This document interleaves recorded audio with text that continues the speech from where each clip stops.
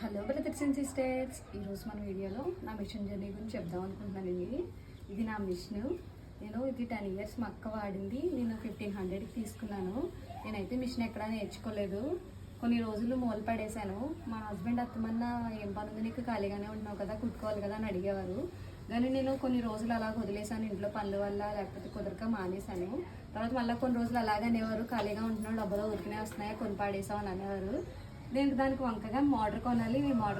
Motor కొన్నాక తర్వాత నేను బయటకి ఎక్కడికి వెళ్ళి నేర్చుకోలేదండి. నావైతే నేను యూట్యూబ్లో చూసి కుట్టేసుకుంటున్నాను. మా పాపయ్య కూడా స్టిచ్ చేసుకుంటున్నాను. ఫస్ట్ టైము నాకు ఇలాగా మా ఇంటి దగ్గర ఒక అక్క ఇచ్చిందండి డ్రెస్సులు.